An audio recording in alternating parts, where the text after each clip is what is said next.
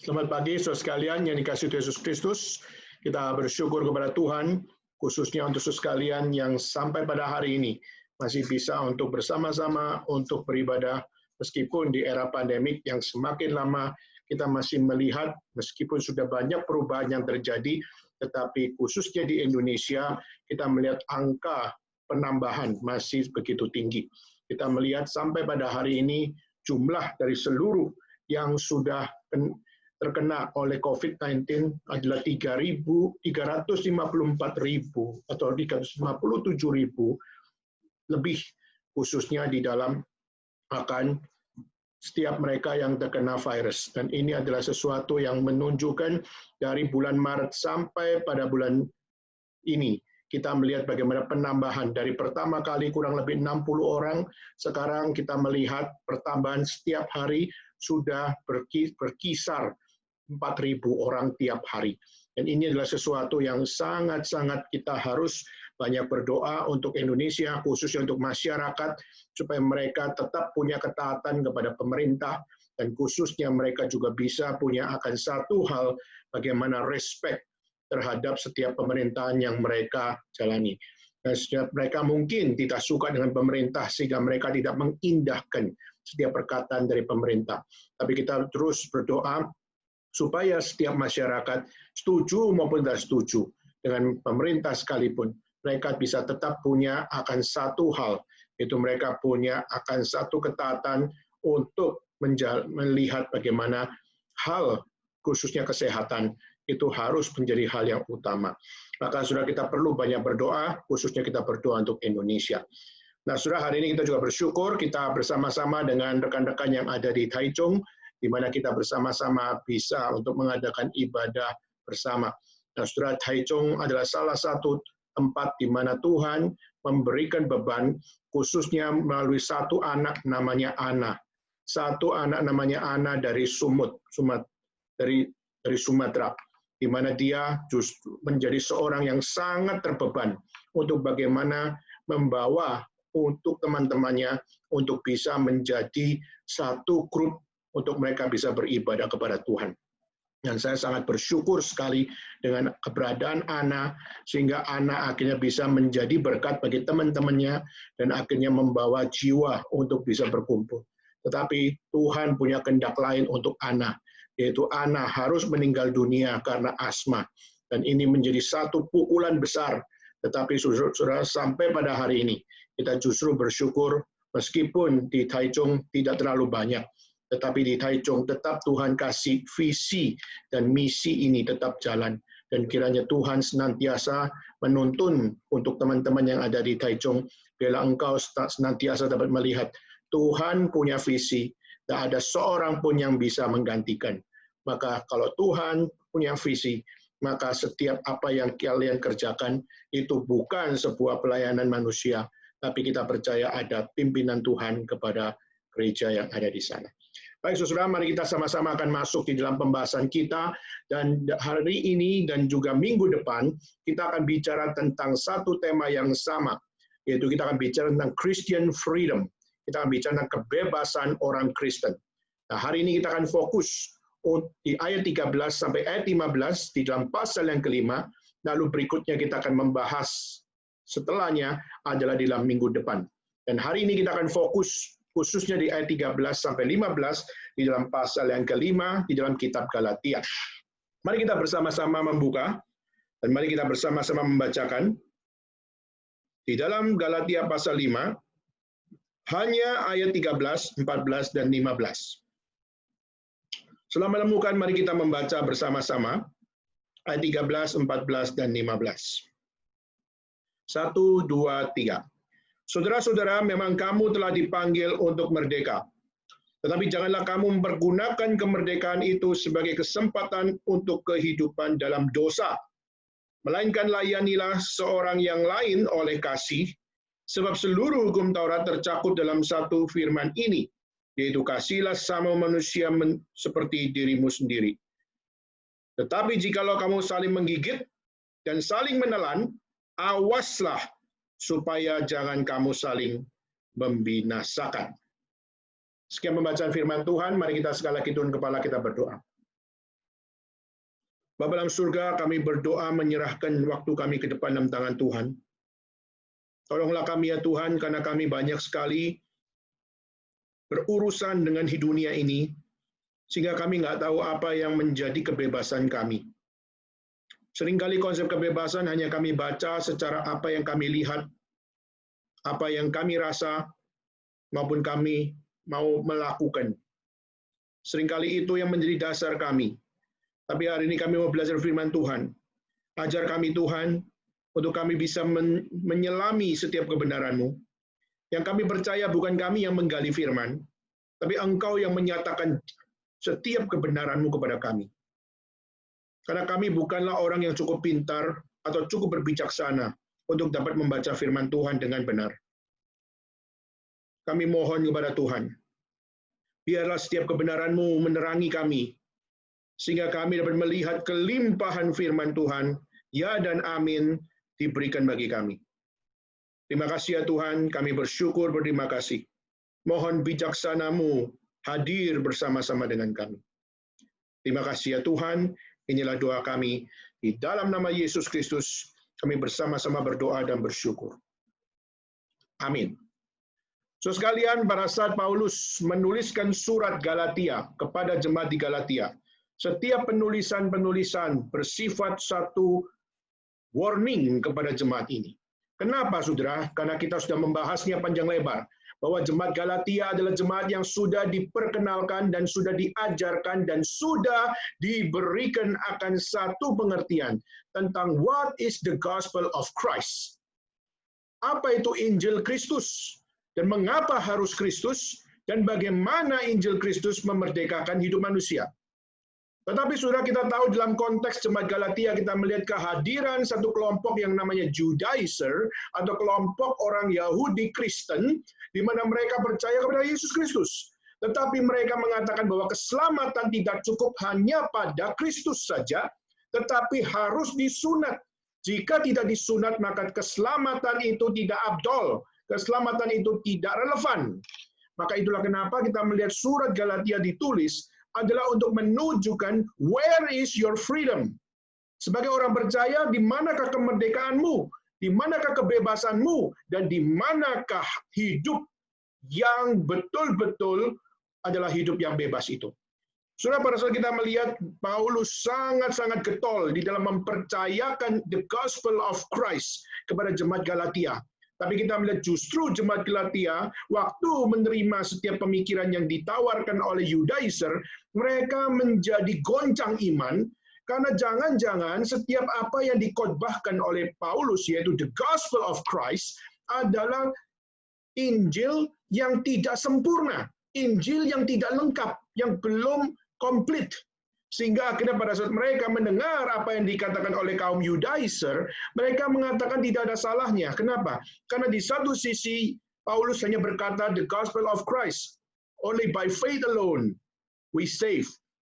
Tetapi justru, kita melihat justru pada saat Judaizer mengatakan, oh kita juga percaya pada Yesus Kristus, kita juga percaya believe in faith, by faith alone.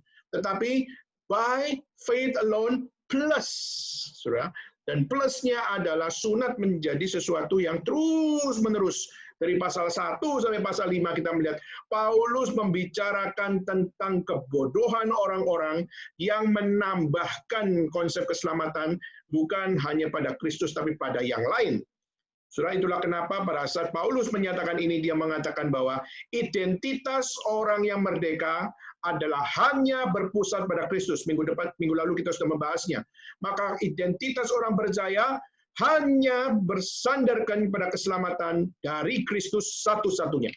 Maka tidak ada konsep Taurat yang dapat menggantikan akan Kristus. Saudara, Kristus adalah penggenapan hukum Taurat. Maka di sini kita melihat bagaimana hukum Taurat menjadi penting, tetapi penggenapan hukum Taurat adalah hanya pada pribadi Kristus Yesus. Mengapa, saudara? Minggu lalu kita sudah membahasnya, adalah karena orang-orang Yahudi punya kepercayaan bahwa hukum Taurat itu adalah standar. Maka waktu kita menjadi orang percaya, waktu saya bisa mencapai standar yang namanya hukum Taurat, terpenuhi 10 hukum Taurat itu, maka saya adalah orang yang dikatakan sebagai orang yang sempurna. Maka saya adalah seorang yang sempurna karena saya sudah menjalankan semua hukum Taurat sehingga saya bisa dikatakan orang yang rohani.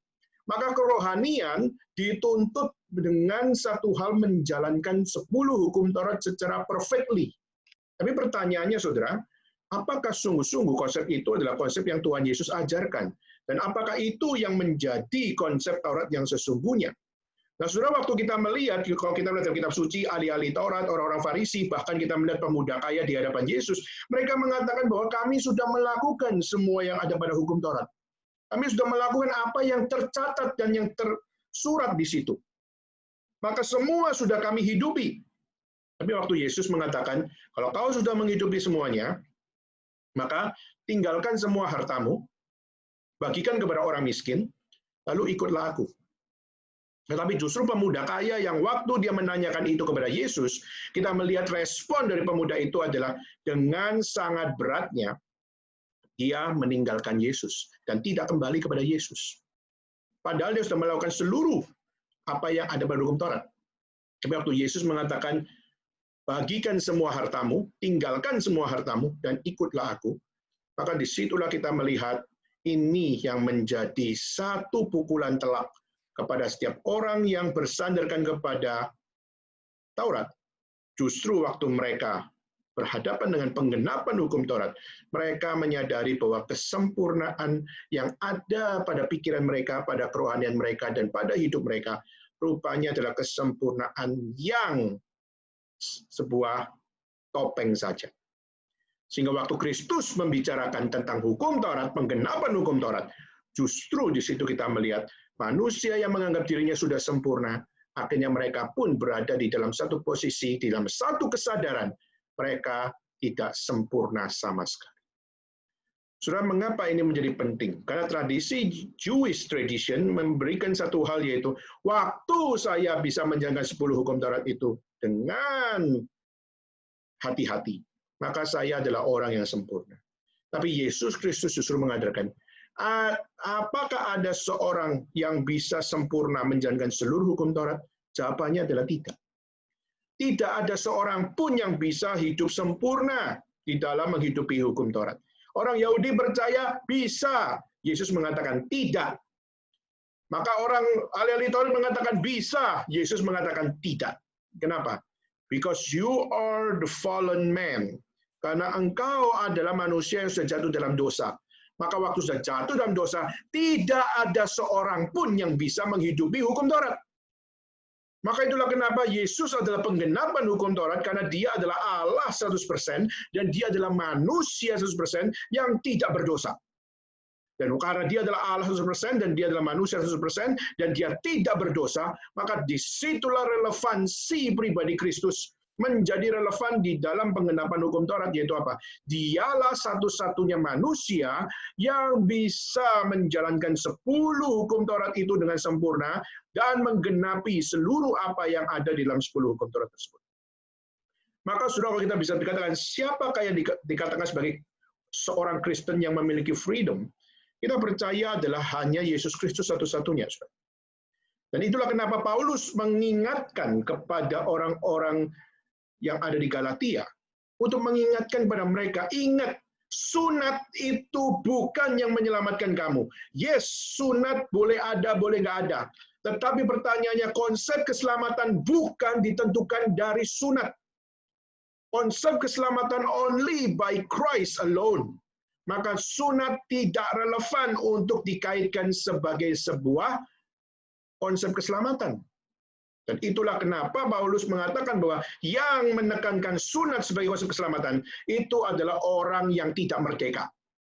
Justru orang yang kembali kepada Kristus dengan gentar di hadapan Tuhan dan sadar bahwa keselamatan hanya by the name of Jesus Christ alone, maka disitulah kita melihat that is the freedom God gave to that people. Maka saudara, hari ini kita akan lebih banyak bicara tentang ayat 13, 14, dan 15, 3 ayat ini, saudara. Dan kita perlu untuk bagaimana mencerna ini, supaya kita bisa memahami the Christian freedom, itu adalah sebuah konsep yang sangat-sangat solid, khusus dalam iman kekristenan. Oke, saudara, kita akan mulai.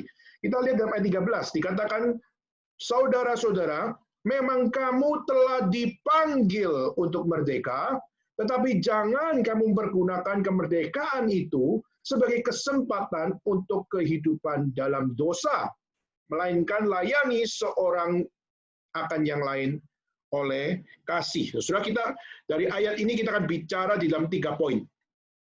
Di ayat 13 ini. Pertama, saudara, freedom atau kebebasan itu adalah panggilan Tuhan.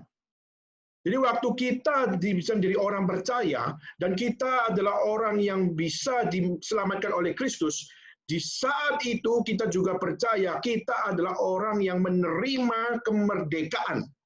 Kita orang yang menerima kebebasan. Believer are called to freedom di sini. Tapi pertanyaannya adalah, what is the definition of freedom? Apa itu definisi dari kebebasan, saudara? Nah, saudara, kebebasan di sini adalah bicara tentang freedom from sin, yaitu adalah bebas dari dosa. Bukan freedom to sin, bukan bebas untuk melakukan dosa. Saudara, ini adalah dua hal yang berbeda, freedom from sin atau freedom to sin. Freedom from sin yaitu adalah kita bebas di mana kita tidak tercemar oleh dosa. Kita bebas di mana kita tidak melakukan kehendak yang lain selain kehendak Tuhan. Dan kita bisa bebas di mana kita tidak mencampurkan diri dengan apa yang bukan dari Tuhan, tetapi justru kita hidup secara pure, kita hidup secara murni melakukan apa yang Tuhan mau kita lakukan. Jadi kalau kita bisa katakan, saudara, freedom from sin, ini adalah panggilan Tuhan untuk kita. Yaitu kita dipanggil untuk merdeka dari dosa, merdeka atas dosa. Maka ini menjadi sesuatu hal yang penting.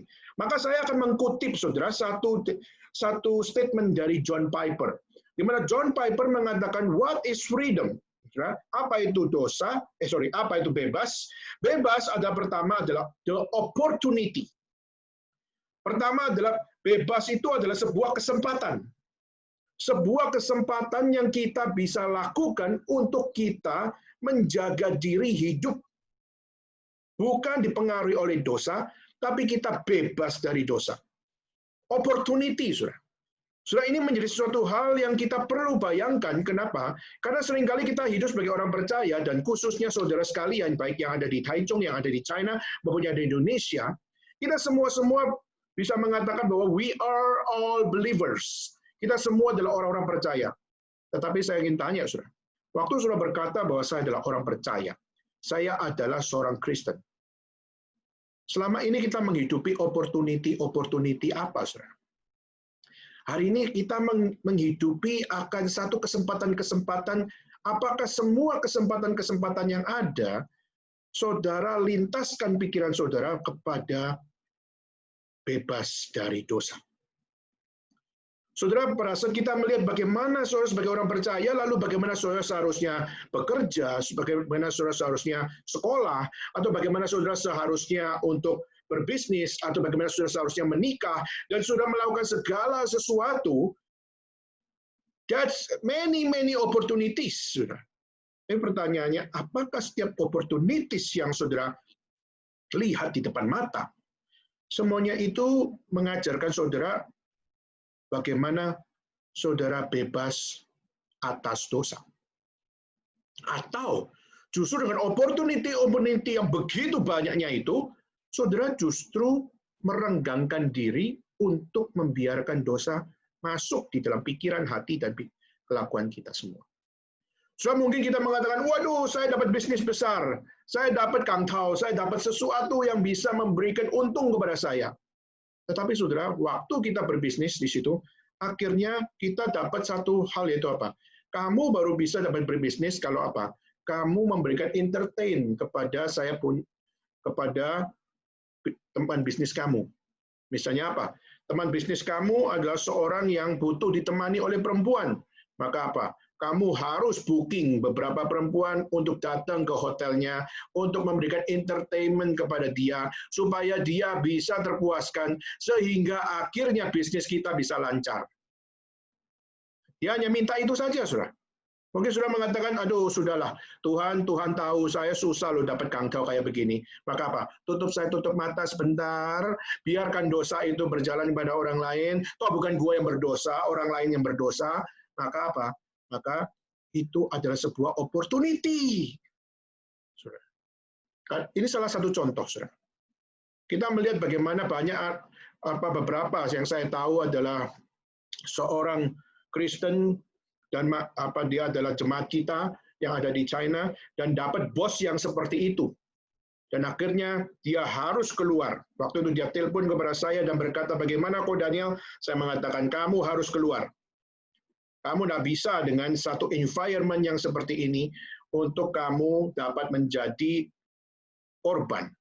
Maka itulah kenapa akhirnya dia keluar dan akhirnya singkat cerita dia pulang ke Indonesia. Nah, saudara, ini sesuatu yang kita melihat opportunity, saudara. Freedom is the opportunity. Tapi pertanyaannya, opportunity to what? Opportunity to freedom from sin atau opportunity freedom to sin? Itu hal yang pertama yang saya kutip dari John Piper, saudara. Yang pertama adalah the opportunity. Kedua, dia mengatakan adalah freedom is the ability. Adalah sebuah hal kemampuan, saudara. Di mana Tuhan memanggil kita, Tuhan memberikan kemampuan untuk apa, saudara? Kemampuan kepada setiap kita untuk bagaimana kita menghidupi freedom from sin. Bukan freedom to sin. Kita diberikan kemampuan oleh Tuhan. Kita diberikan kemampuan untuk kita bebas atas dosa. Tentu saja pasti ada anugerah Tuhan. Ya, pasti ada anugerah Tuhan yang melingkupi kita. Tetapi pertanyaannya adalah kemampuan untuk berkata no, say no to sin, itulah sesuatu yang Tuhan sudah berikan ability, saudara. Tuhan anugerahkan ability itu. Maka keselamatan dari Kristus saja itu memberikan ability untuk saudara bisa belajar hidup menang atas dosa yang ada pada kita. Maka itulah kenapa, saudara, opportunity, ability, ini perlu kita sadari bahwa kita punya kesempatan, kita punya kemampuan untuk kita bebas dari dosa. Dan ketiga, saudara, John Piper mengatakan, freedom is not just the opportunity, not just the ability, tapi freedom is desire.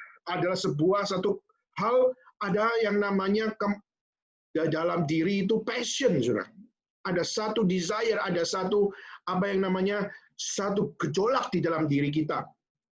Ada satu hal yang menjadi nyawa, istilahnya, yang berkobar-kobar, hati yang berkobar-kobar, hati yang passionate di situ. Nah, saudara, hati kita bisa bebas atas dosa. Saudara, hati kita bisa menang atas dosa. Setiap passion kita bisa dipakai untuk tidak berdosa. Misalnya saudara menjadi seorang yang Saudara menjadi seorang yang punya kecantikan. Meskipun orang tidak melirik saudara, tapi kalau saudara memang pada dasarnya memang memiliki kecantikan, maka kecantikan tidak akan menjadi sesuatu yang rusak. Meskipun kita tidak menyuap orang, meskipun kita tidak membuat orang untuk melakukan sesuatu supaya memasukkan saya kepada satu keuntungan, tetapi saudara, kecantikan adalah sesuatu yang indah pada dirinya sendiri. Maka tidak perlu suap, tidak perlu minta orang untuk masukkan kamu menjadi orang yang terkenal dan sebagainya. Maka kalau punya kecantikan, kecantikan itu sendiri akan shining, akan bersinar pada dirinya. Saudara, saya minggu lalu sudah sharingkan tentang seorang perempuan dari Chinese, di dalam Chinese woman. Ada 9 perempuan yang paling cantik, dan salah satunya adalah Wang Zhaojun. Wang Zhaojun adalah seorang perempuan yang pada saat dia masuk menjadi selir dari kaisar. Tetapi pada saat dia diperhadapkan dengan seorang pelukis di mana waktu raja mau lihat siapakah yang akan dijadikan istri muda dan sebagainya, maka dia akan lihat satu kertas gambarnya adalah lukisan. Dan dari lukisan itu dia akan lihat apakah ini layak jadi istri saya atau tidak. Nah, Saudara, maka pelukis di situ melakukan sesuatu yang sangat jahat, yaitu apa? Pelukis di situ melakukan satu hal, yaitu pelukis mengatakan, kamu kasih saya uang, maka saya akan gambar kamu dengan cantik luar biasa, nanti kaisar akan memilih kamu. Maka banyak perempuan keluarkan uang telnya untuk apa? Untuk supaya pelukis itu menggambarkan mukanya dengan cantik. Jadi cantik cuma di lukisan, tapi tidak cantik secara realita. Nah, Saudara, Wang Caojun adalah seorang perempuan yang cantik, tetapi justru waktu pelukis itu mengatakan bahwa apa? Bayar saya, maka saya akan gambar kamu dengan cantik luar biasa.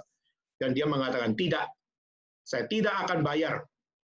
Saya mengasihi kaisar, tapi saya tidak mau dibayar. Saya nggak mau membayar untuk apa? Untuk supaya saya punya gambar diterima oleh kaisar. Maka saya tidak akan keluar uang. Maka dia langsung gambarnya dibikin jelek luar biasa. Sehingga akhirnya waktu kaisar melihat dari gambarnya itu, dia langsung mengatakan, oh, no. Ini nggak masuk dalam hitungan saya. Tapi singkat ceritanya pada saat dia bilang, ada kaisar punya kerjasama dengan kaisar yang ada di Mongolia.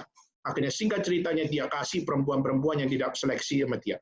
Tiba-tiba waktu perempuan yang diseleksi oleh kaisar dan mengatakan, saya yang tidak saya suka, saya kasih kepada kaisar Mongolia. Waktu ditunjukkan, dia terkaget-kaget karena dia melihat seorang anak muda cantik luar biasa, termasuk salah satu yang mau diberikan kepada kaisar Mongolia. Dan waktu diberikan ke situ, dia langsung mengatakan, siapa itu? Itu adalah Wang Caojun. Dan waktu dia panggil dulu, jangan kasih dulu, panggil dulu. Dan waktu dipanggil, dan dia mengatakan, kamu kenapa tidak pernah muncul di dalam lukisan yang saya lihat? Akhirnya apa? Singkat ceritanya, dia bilang, saya disuruh bayar. Dan akhirnya kaisar marah luar biasa. Langsung bilang, pelukisnya penggal kepala. Tetapi dia sudah terlambat. Kenapa? Karena perempuan ini sudah harus diberikan kepada kaisar Mongolia. Akhirnya dia mengatakan, saya sangat sedih karena saya harus memberikan kamu kepada kaisar Mongolia. Nah, sudah singkat ceritanya, pada saat perempuan ini mau tidak mau harus diberikan, maka dia pikir, apakah saya harus perang untuk supaya demi Wang Caojun? Apakah saya harus dengan kerajaan ini melakukan sebuah gencatan senjata supaya apa? Saya mendapatkan Wang Caojun. Maka pertanyaannya itu menjadi satu jawaban, tidak. Kenapa? Demi keadilan, demi kemakmuran. Maka apa? Maka satu wanita yang bernama Wang Caojun ini rela untuk dilepas oleh kaisar. Kaisar sedih luar biasa. Tetapi saudara, waktu dilepas di situ, singkat ceritanya adalah Wang Caojun sudah menjadi milik kaisar Mongolia. Dan akhirnya dia memilih mati daripada diberikan oleh kaisar Mongolia. Dan singkat ceritanya dia bunuh diri. Saudara, cerita-cerita Chinese banyak yang bicara tentang nasionalisme. Tetapi banyak dari konsep-konsep nasionalismenya bicara tentang hal-hal yang sangat-sangat tidak sesuai dengan moralitas. Kenapa? Bunuh diri apakah sesuatu yang diperbolehkan, saudara?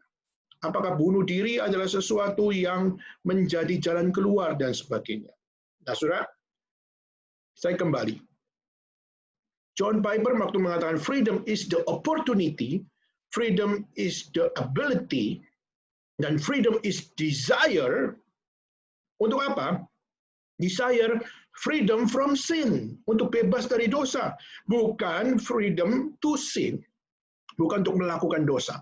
Maka ini adalah panggilan Tuhan. Saudara, kita berhadapan dengan opportunity, dengan ability, dan desire yang ada di depan mata. Bagaimana saudara tetap memiliki non-compromise di dalam memahami segala sesuatunya. Maka believer are called to freedom. Dan di sini tadi saya sudah katakan freedom from sin, bukan freedom to sin. Nah, pertanyaannya adalah how to freedom from sin. Bagaimana saya bisa bebas dari dosa? Maka kita melihat Alkitab sudah dengan jelas menyatakan bahwa Kristus satu-satunya yang dapat membuat engkau freedom, yang memberikan freedom, yang menghasilkan freedom. By the blood of Christ, dari darah Kristus, yang memberikan penebusan bagi kita, membasuh dosa kita, dan memberikan new life kepada kita, dan memberikan everlasting fellowship atau everlasting relationship with God. Kita diberikan hubungan relasi yang selama-lamanya diberikan kepada Tuhan, di dalam Tuhan. Jadi saudara, kita semua sebagai believer, Paulus mau mengatakan bahwa menjadi orang Kristen itu sudah menjadi orang yang dipanggil untuk bebas dari dosa. Sekali lagi, freedom from sin. Kita bukan dipanggil untuk freedom to do sin. Sini. Nah, ini yang akan saya kutip kenapa, saudara? Di ayat 13b kita bisa lihat, tetapi janganlah kamu mempergunakan kemerdekaan itu untuk kesempatan untuk kehidupan dalam dosa. Nah, ini sudah kenapa kita melihat freedom itu adalah sesuatu yang perlu kita waspadai. Di satu sisi, believer are called to freedom. Tetapi be aware with that freedom. Tapi kita perlu waspada dengan kebebasan itu. Kenapa? Freedom leads in two direction. Kita melihat kebebasan itu membawa kita kepada dua arah atau dua jalan. Pertama adalah di dalam kita menyalahgunakan kemerdekaan itu. Jadi kita sebagai orang yang dipanggil sebagai orang merdeka, kita bisa melakukan sesuatu yang menyalahgunakan. Ya. Jadi ini menjadi sesuatu yang perlu kita sama-sama waspadai. Kenapa sih? Kenapa di satu sisi freedom leads in two direction? Pertama adalah karena kita, waktu kita sudah merdeka, itu sudah dijamin oleh Tuhan. Tapi yang menjadi faktanya adalah flesh is always with us. Kedagingan ini masih bersama-sama dengan kita. Flesh is pulling us down. Dan seringkali kedagingan ini yang bikin kita jatuh bangun. Iman kita tetap, tetapi secara kedagingan kita jatuh bangun. Dan seringkali kita punya apa yang namanya kedagingan itu membuat kita jatuh di dalam spiritual compromise. Atau kita jatuh di dalam moral compromise. Ya, jadi kita sudah diselamatkan, tetapi kita karena sudah tahu diselamatkan sama Tuhan, maka kita menyalahgunakan dengan toh Tuhan mengasihi saya, kok toh Tuhan sudah menyelamatkan saya kok, maka saya akan berdosa terus, saya akan menjual diri terus, saya akan melakukan kemauan iblis terus. Nah, saudara, ini di dalam teologi, ini namanya antinomian, saudara. Nah, saudara, di dalam teologi ini namanya antinomian, artinya apa, saudara? Ini adalah orang yang sudah menerima anugerah, tetapi adalah seorang yang nggak mau diatur oleh aturan. Jadi istilahnya itu orang yang sudah merdeka, yang sudah menerima grace dari Tuhan, tapi tetap menjadi seorang yang tidak mau hidup suci. Tapi mengumbar dosa, mengumbar apa yang namanya kemauan dia, dan itu adalah sesuatu yang sangat-sangat melawan Tuhan. Nah, saudara, kalau kita lihat di dalam konteks Paulus, yang dimaksud dengan antinomian di zamannya Paulus itu apa? Antinomian di dalam perspektif zaman konteksnya Paulus adalah mereka yang mengatakan saya sudah diselamatkan, tapi saya adalah orang-orang yang bebas dari apa yang namanya melakukan dosa. Jadi waktu saya menjadi orang Kristen, yes, I am Christian, tapi saya suka kalau saya pakai sunat menjadi aturan. Maka saya peralat konsep sunat ini supaya orang-orang bisa apa? Supaya orang-orang bisa untuk membayar uang supaya dia disunat. Dan waktu disunat sudah menjadi official, maka dia dapat jadi orang Kristen, maka uangnya masuk kepada kami, maka kami dapat uang banyak. Saudara, apa yang dilakukan ini adalah kejahatan. Dan ini pernah muncul di zaman Martin Luther. Di zaman Martin Luther ada dua musuh yang besar. Pertama adalah seorang bernama Tetzel, di mana Tetzel adalah seorang rohaniawan, seorang biarawan, tapi seorang biarawan yang cinta uang. Akhirnya dia pikir, dia kasih tugas, gimana supaya gereja bisa melakukan renovasi besar-besaran. Kita gereja nggak punya uang. Maka akhirnya Tetzel mengatakan bahwa caranya gampang, yaitu kita bikin satu surat namanya surat indulgensia, di mana surat indulgensia itu diberikan kepada siapa saja yang mau, orang tuanya, istrinya, suaminya, anaknya, siapapun orang yang paling dikasihi, itu diselamatkan oleh Tuhan. Maka kalau diselamatkan oleh Tuhan, maka waktu uangnya bunyi di satu kotak kelinting, maka di situ maka apa? Maka roh dari orang yang kita kasih itu langsung masuk surga. Saudara, itu cara bisnis rohani. Dan akhirnya apa yang terjadi? Akhirnya hari ini banyak dari mereka, kita melihat orang-orang itu langsung keluarkan uang begitu banyak, sehingga akhirnya keselamatan surat indulgensia diperjualbelikan. Dan Tetzel dapat uang gitu banyak untuk renovasi gereja. Dan dia dapat uang begitu banyak dari orang-orang beruang, orang-orang yang punya uang. Pertanyaannya, apakah keselamatan cuma untuk orang-orang yang punya uang? Sedangkan orang yang nggak punya uang tidak diselamatkan oleh Tuhan, atau tidak bisa menyelamatkan orang lain. Maka saudara, inilah yang dilihat oleh Luther. Itulah reformasi punya relevansi. Yaitu apa?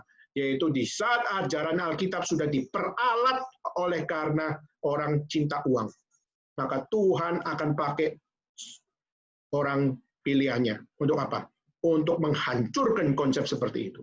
Dan kita melihat, saudara, Martin Luther dibangkitkan oleh Tuhan, sehingga Tetzel dilawan habis-habisan oleh Martin Luther. Sehingga singkat ceritanya, setiap apa yang diperjuangkan oleh Tetzel, semua dipermalukan di depan umum. Sehingga apa? Sehingga ajaran dari Tetzel adalah ajaran yang sesat, karena demi uang memperalat doktrin, demi uang memperalat ajaran, dan demi uang melakukan sebuah hal yang melawan Tuhan. Dan waktu Martin Luther mengatakan, keselamatan bukan ditentukan dari uangmu, tapi keselamatan ditentukan dari Allah yang berkehendak. Maka siapapun engkau yang tidak punya uang, yang punya uang, keselamatan bukan diselamatkan oleh karena uangmu, tapi karena Allah yang sudah memilih engkau. Maka itulah kenapa sudah Johann Tetzel adalah seorang yang sangat-sangat dilawan oleh Martin Luther. Nah, saudara, ini yang pertama. Kedua adalah seorang bernama Johann dari Agricola. Nah, saudara, Johann Agricola ini adalah seorang yang juga mengatakan tetapi sedikit berbeda. Dia mengatakan, saya sudah diselamatkan oleh Kristus. Maka kalau saya diselamatkan oleh Kristus, maka hukum Taurat sudah tidak relevan lagi. Maka waktu Allah sudah menyelamatkan saya, maka hukum Taurat tidak perlu lagi dipatuhi. Sudah betul atau tidak? Waktu saya sudah diberikan anugerah keselamatan oleh Tuhan, maka hukum Taurat tidak perlu lagi saya patuhi. Apakah ini benar? Saudara, Agricola mengatakan bahwa suatu pertobatan itu terjadi bukan karena hukum Taurat, tetapi terjadi karena pemberitaan Injil keselamatan. Betul, saudara. Tapi pertanyaannya adalah, apakah dengan Kristus memberikan keselamatan, maka hukum Taurat tidak relevan lagi? Jawabannya adalah tidak. Martin Luther mengatakan, Kristus, dia adalah penggenapan hukum Taurat. Karena dia adalah penggenapan hukum Taurat, hukum Taurat tetap relevan, tetap relevan. Tetapi pertanyaannya, hukum Taurat apakah menentukan keselamatan? Tidak. Jadi hukum Taurat tetap untuk dijunjung tinggi. Maka Johann dari Agricola ini dia melawan Luther, mengatakan bahwa apa? Bahwa setiap apa yang dilakukan oleh Luther, yaitu hanya Kristus, tetapi tetap mengkaitkan hukum Taurat, itu adalah bukan Kristen yang bebas. Tetapi justru Martin Luther mengatakan bahwa hukum Taurat justru adalah penggenapan Kristus adalah penggenapan hukum Taurat. Dan kenapa hukum Taurat tetap relevan? Pertama adalah karena untuk melawan dosa. Saudara, setiap kita ini hidup sebagai orang percaya, tapi kita ini masih berada di dalam kedagingan yang bisa membuat saudara jatuh di dalam dosa. Misalnya, saudara, salah satunya ada di kitab suci dikatakan, ingatlah dan kuduskanlah hari Sabat.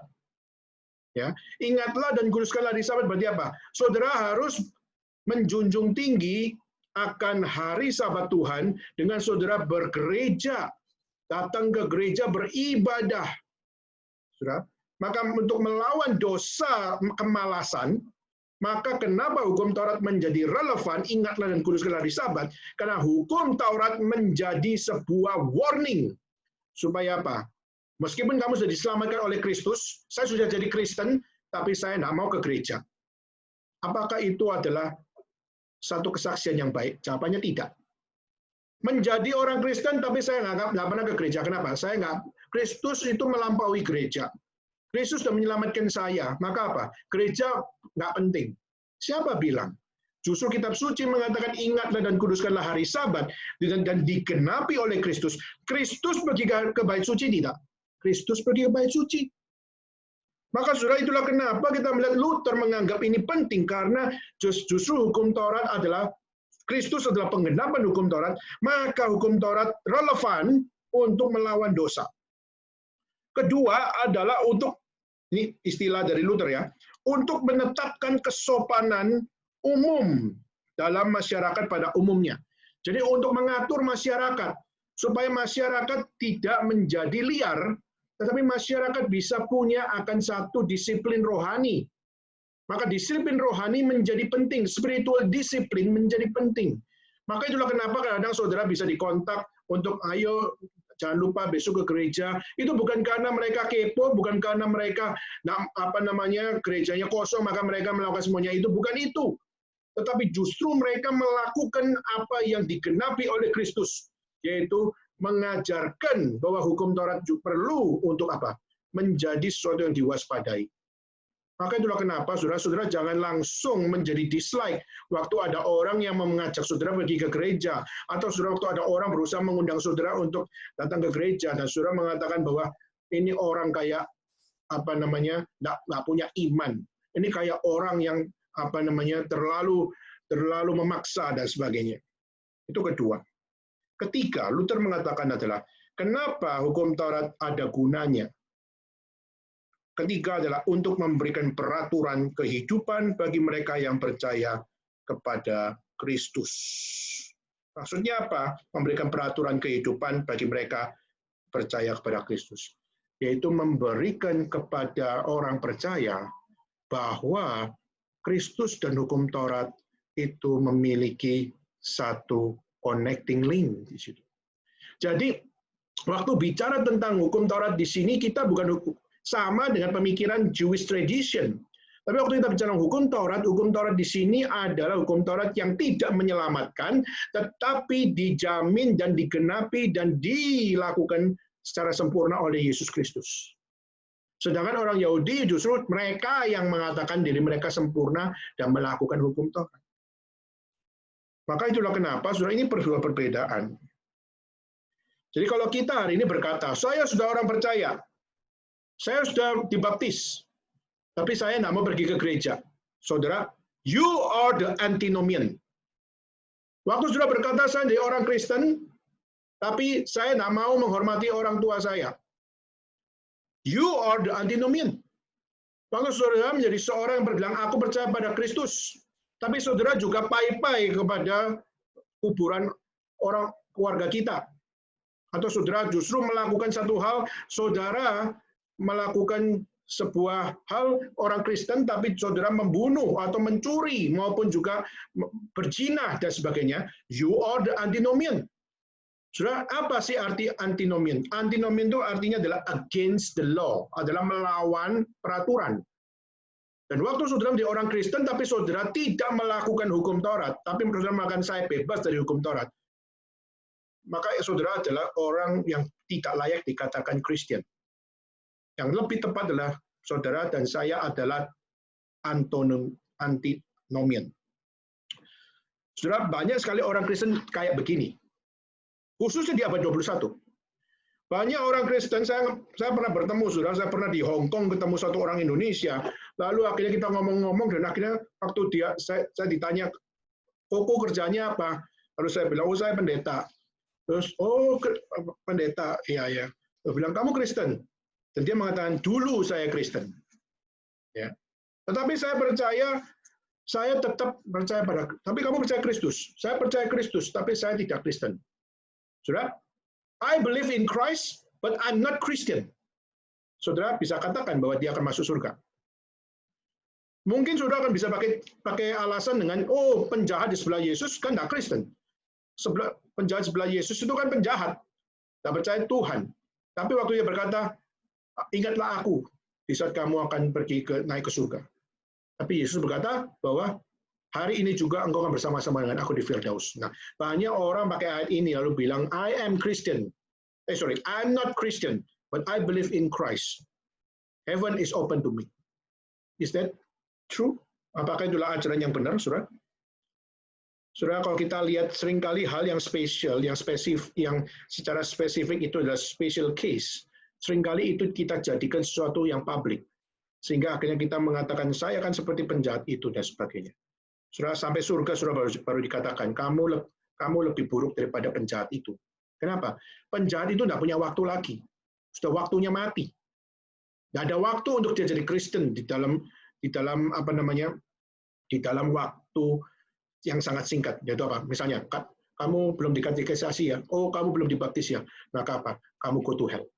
Tidak, saudara. Di satu sisi kita percaya ada aturan yang kita perlu lakukan. Tapi satu sisi yang lain Tuhan adalah special case. Itu apa? Waktu orang ini hatinya terpaut kepada Tuhan, maka di dalam waktu yang sangat mepet itu, Tuhan masih memberikan ruang untuk apa? Hari ini juga engkau akan bersama-sama dengan aku di Firdaus. Tapi bukan orang Kristen yang di abad 21 yang sudah punya waktu begitu banyak, begitu panjang, dan waktu dia mengatakan bahwa I believe in Christ, but I don't want to be Christian. Itulah yang menjadi tipe orang-orang Kristen di abad 21 atau orang percaya di abad 21, yaitu I believe in Christ, but I don't want to be Christian. I don't want to get to the church. Aku tidak mau pergi ke gereja. Aku tidak mau jadi orang Kristen. Aku tidak mau punya label Kristen. Saudara, ini adalah satu hal yang kita katakan antinomian, dan ini adalah satu hal yang kita bisa katakan ini adalah tipe orang yang berkesempatan hidup di dalam dosa. Bilang percaya Kristus tapi tetap hidupnya berdosa. Bilang percaya Kristus tapi tidak mau pergi ke gereja. Saudara, hari ini khususnya saudara sebagai mahasiswa yang begitu sibuknya dengan waktu-waktu sekolah, waktu bersama dengan teman, dan waktu untuk waktu bebas dan sebagainya, saudara hati-hati. Di saat saudara menjadi orang Kristen, tapi saudara sengaja melawan hukum Taurat dengan tidak pergi ke gereja dan sebagainya, saudara sedang menghidupi antinomian life. Itu apa? Dengan sengaja memakai waktu berdosa di dalam iman kekristenan. Saudara yang kerja juga sama. Kalau saudara bekerja dan saudara tahu bahwa hari Sabat Tuhan adalah hari yang tidak boleh dikompromikan, tapi waktu saudara justru memakai hal di mana saudara tidak lagi mengindahkan apa yang Tuhan berikan. Saudara, inilah sebuah godaan yang namanya kehidupan dalam dosa. Kenapa? Karena hukum Taurat bukan untuk dilanggar, saudara. Hukum Taurat adalah untuk kita sama-sama jalankan. Tapi seringkali kita mengatakan bahwa God will forgive me, Tuhan akan ampuni saya kok. Saya cuma salah 1 kali kok, saya cuma salah 2 kali kok, Tuhan akan mengampuni saya. Berdoalah kalau memang Tuhan akan mengampuni saudara. Saudara, ini menjadi satu hal yang penting luar biasa. Jadi ayat 13 memberikan satu prinsip yaitu bicara tentang definisi bahwa believer are called to freedom. Dan freedom di sini adalah freedom to sin. Maka pakailah opportunity, pakailah ability dan desire yang ada pada diri saudara untuk freedom from sin, bukan freedom to sin. Kedua adalah kita bicara tentang satu hal, freedom leads to in two direction, yaitu pertama adalah kita bergumul dengan kita punya kedagingan, ya, kita bergumul dengan kedagingan, dan kedua adalah di bagaimana kita belajar untuk melawan kedagingan itu. Kedua adalah direction yang kedua, yaitu adalah bagaimana kita melawan kedagingan itu. Dan kedagingan yang kita lawan itu, Tuhan ajarkan melalui Paulus dengan apa? Sudah lihat? Layanilah seorang yang lain oleh kasih. Jadi jangan gunakan kemerdekaan itu untuk kesempatan berbuat dosa, tapi layanilah seorang akan yang lain oleh kasih. Love fulfill the entire law di situ. Pada kita melihat cinta kasih, Tuhan ajarkan itu adalah yang dapat melunasi atau dapat melakukan seluruh apa yang ada pada hukum Taurat itu. Yaitu apa? Serving one another in love. Nah, saudara, mungkin kalau kita lihat kalimat serving one another in love, kelihatannya simple, saudara.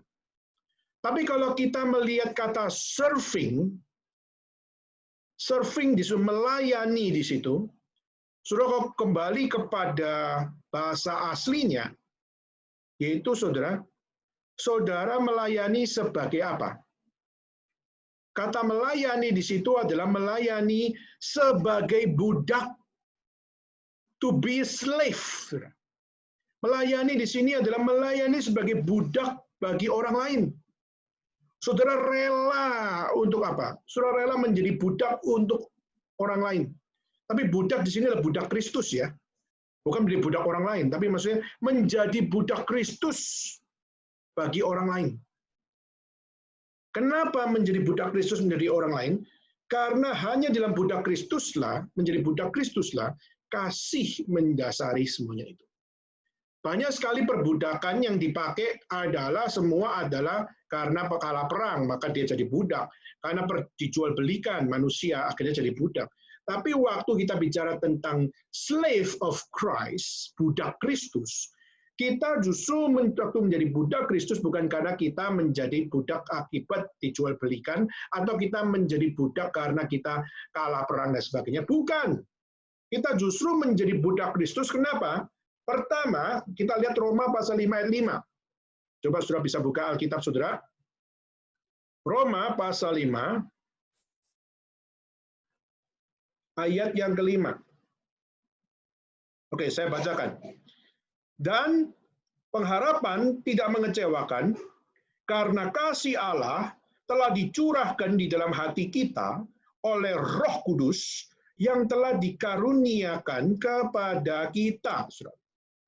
Jadi, saudara dan saya menjadi slave of Christ, kita bukan karena kalah perang, kita bukan karena diperjualbelikan, tapi kita dikasihi oleh Allah. Kasih Allah dicurahkan ke dalam kita. Dan waktu kasih Allah dicurahkan kepada kita berarti apa? Tuhan mengasihi saudara, sehingga saudara yang tidak layak jadi budak Kristus, saudara dicurahkan kasihnya, sehingga saudara diterima menjadi budak Kristus. Jadi budak Kristus yang ada di dalam konsep Alkitab, bukanlah budak Kristus karena kekejaman Allah. Saudara dan saya bisa menjadi budak Kristus, slave of Christ, itu adalah karena kasih Allah yang dicurahkan. Kita punya pemikiran susah menerima. Budak kok diterima sebagai di dalam kasih, itu apa maksudnya? Saudara, budak Kristus di sini bukan sekedar kita bicara tentang hal saudara menjadi suruhan Allah terus. Bukan, saudara. Tapi waktu saudara kasihnya dicurahkan bagi saudara, pertama saudara memang adalah budak Kristus. Tapi kalau saudara melihat saudara adalah budak Kristus yang apa? Kalau saudara melihat dalam kitab Injil, saudara akan menemukan kalian dan saya dipanggil sebagai orang yang berbahagia, orang yang diberkati, seorang budak yang diberkati, seorang budak yang diberikan kebahagiaan, dan seorang budak yang dikasihi, seorang budak yang disamakan menjadi seperti anak-anaknya. Budak macam apa yang dipanggil sebagai anak, saudara? Nggak pernah ada di dalam konsep perbudakan di seluruh dunia.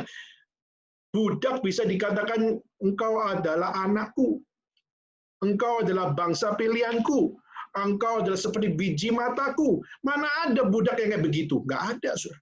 Tapi kita katakan ada. Hanya di dalam Yesus Kristus, because by the love of God alone, we will be the slave of Christ. Kita adalah budak Kristus. Maka kita budak Kristus karena kita dikasih oleh Tuhan. Kedua, ya saudara, di dalam Yohanes pasal ke-13, kita bisa buka. Yohanes 13.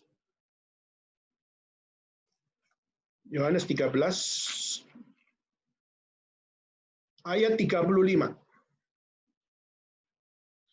Dengan demikian, semua orang akan tahu bahwa kamu adalah murid-muridku, yaitu jikalau kamu saling mengasihi.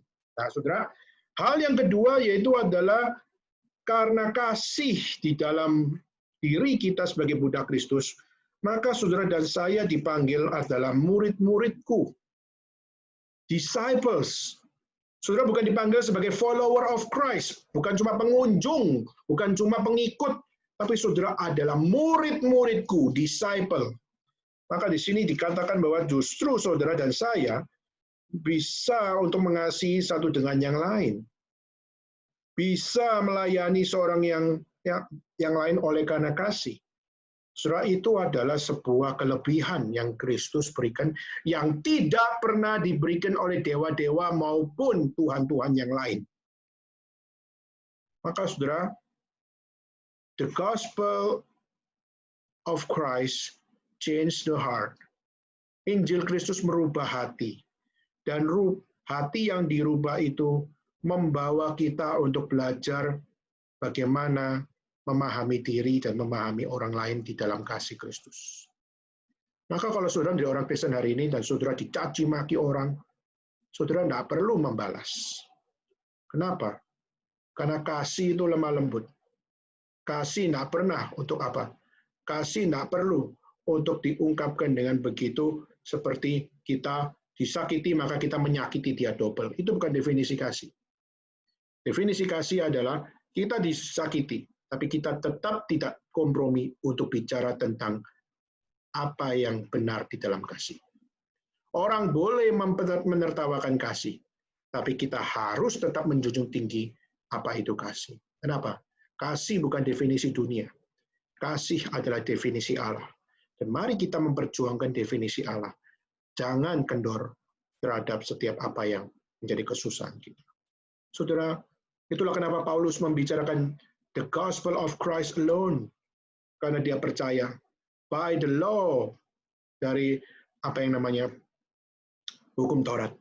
Kita melihat ada yang melingkupi dari seluruh hukum Taurat itu, yaitu ada kasih Allah. Dan kasih Allah itu adalah kasih yang sempurna. Dan kasih yang sempurna itu hadir di dalam pribadi Kristus Yesus.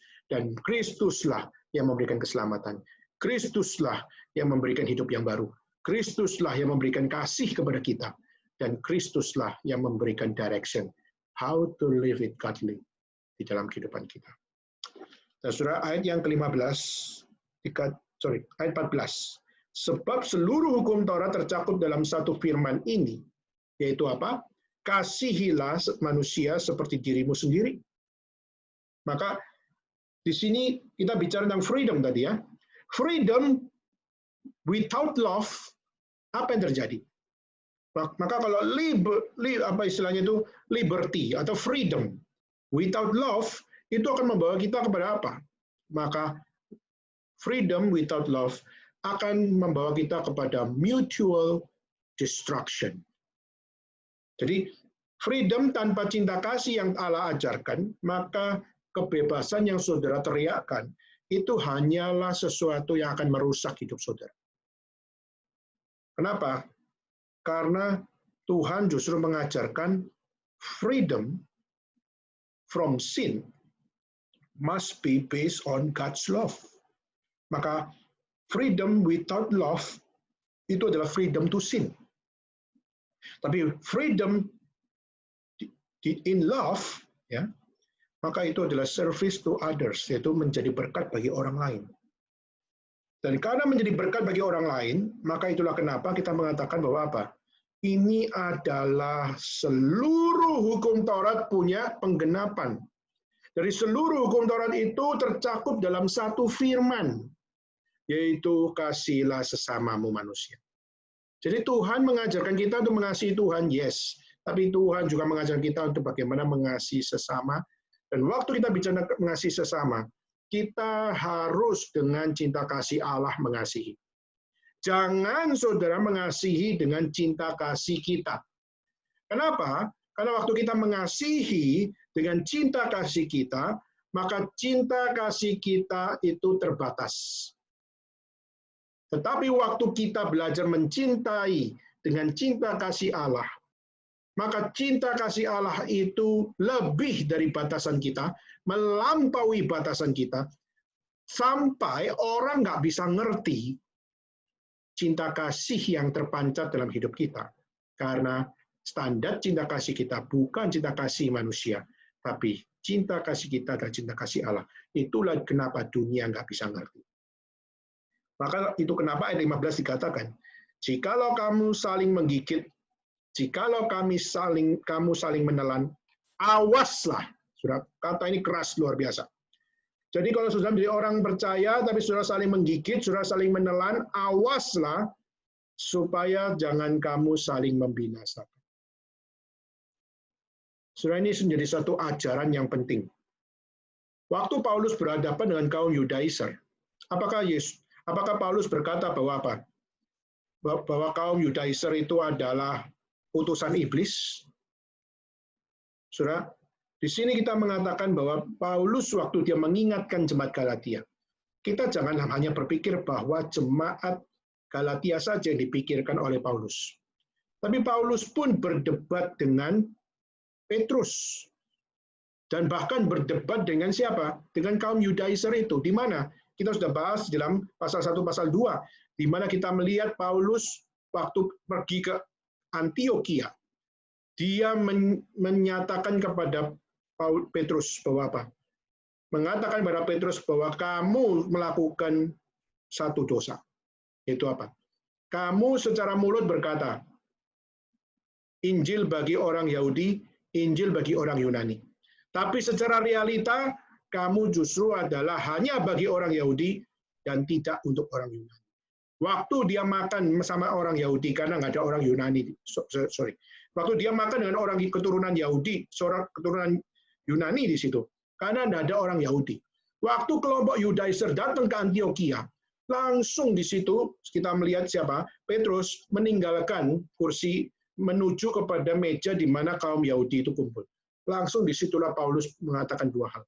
Pertama, kamu adalah seorang yang apa? Kamu seorang munafik. Kedua adalah kamu orang yang sudah melakukan dosa. Kenapa? Mulutmu dan kelakuanmu nggak nyampe satu. Tetapi tetap, sudah, meskipun demikian, apakah berarti Paulus tidak menganggap Petrus sebagai saudara? Kita melihat Petrus tetap dianggap saudara oleh Paulus. Dianggap rasul oleh Paulus.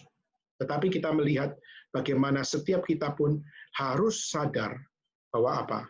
Bahwa seringkali yang hilang dari kita adalah cinta kasih Allah. Maka seringkali kita menjadi orang percaya, tapi kita kurang memiliki kasih Allah.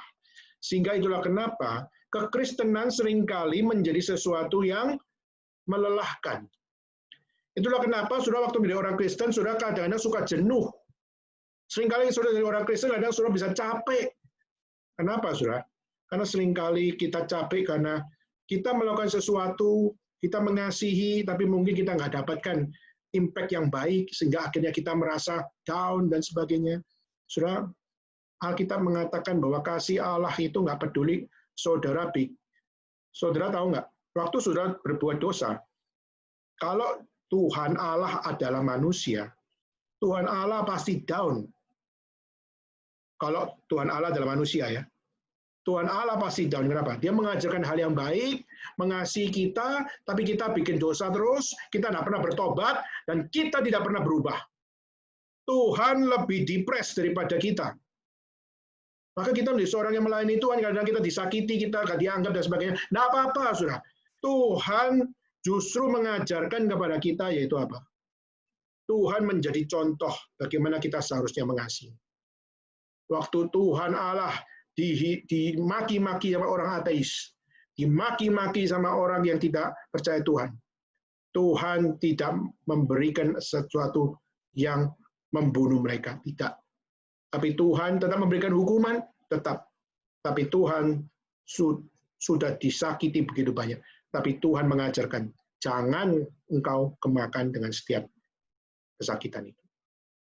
Keep loving, teruslah mengasihi.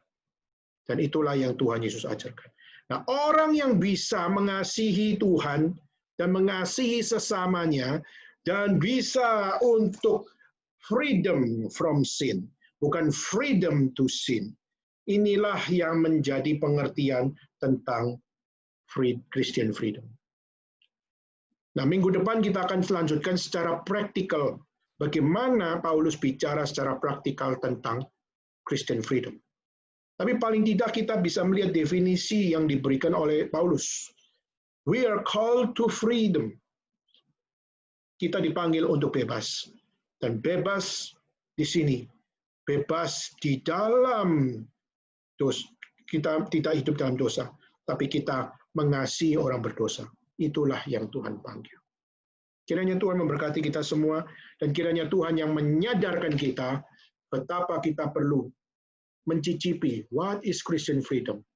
Dan biarlah ayat-ayat yang kita baca hari ini membuat kita jangan patah hati, jangan kecil hati, jangan engkau kalah di saat engkau mengalami gigitan atau mengalami hal yang sangat-sangat menyakitkan. Tapi apa? Keep loving. Teruslah mengasihi dengan kasih Allah. Kiranya Tuhan memberkati kita semua, dan kiranya Tuhan memperkuat kita semua, sehingga kita dalam pelayanan kita tidak maju mundur, tapi kita tetap stand firm dengan iman, dengan kebebasan yang Tuhan berikan, freedom from sin. Kita doing non-compromise for the glory of God. Kiranya Tuhan memberkati kita semua. Mari kita semua bagi berdiri dan kita bersama-sama berdoa. Bapa dalam surga, kami berterima kasih kepada Tuhan, khusus untuk rekan-rekan kami yang ada di Chungkwa, yang ada di Taichung, dalam tangan Tuhan. Kami menyerahkan juga untuk teman-teman yang ada di Indonesia. Kami berdoa kiranya Tuhan, kebebasan yang Tuhan anugerahkan kepada kami melalui Kristus Yesus, biar menjadi kebebasan yang memerdekakan kami dari dosa, sehingga kami bukan menjadi orang yang mengexcuse diri dan membiarkan atas nama anugerah kami melakukan dosa-dosa yang mematikan. Tolonglah kami yang seringkali kurang percaya, ampunilah kami yang seringkali kurang beriman. Tolonglah kami ya Tuhan, supaya kami bukan menjadi orang-orang yang hidup di dalam nafsu dosa di dalam kekristenan kami. Tapi tolonglah kami supaya kami dapat merdeka dari semuanya itu. Dan tolonglah kami ya Tuhan yang seringkali kurang penuh cinta kasih, untuk kami dapat dilingkupi oleh kasih-Mu. Sehingga kami dapat belajar mengasihi bukan dengan cara dunia, tapi kami mengasihi dari Tuhan Allah mengasihi kami. Dan kasih-Mu yang menyentuh hati kami. Kasih-Mu lah yang memimpin kami. Tolonglah kami supaya kami terus nantiasa bisa memahami bahwa kasih Allah dibutuhkan di dunia ini. Dan kasih Allah dinyatakan melalui orang-orang tak berguna seperti kami. Tolonglah kami dapat menjadi saksi kasih-Mu ya Tuhan. Jangan biarkan kami menjadi orang-orang yang kecil hati pada saat kami ditolak, atau pada saat kami digigit, atau pada saat kami dipermainkan. Kami mohon kepada Tuhan, kasih Tuhan, tolonglah hadir dalam hidup kami, sehingga kami senantiasa dapat membawa kasih Tuhan bersinar dalam kehidupan kami. Terima kasih ya Tuhan, inilah doa kami serukan dalam nama Yesus Kristus, satu-satunya Tuhan Allah yang menebus dosa kami. Kami berdoa dan mengucap syukur. Bapa, terima kasih.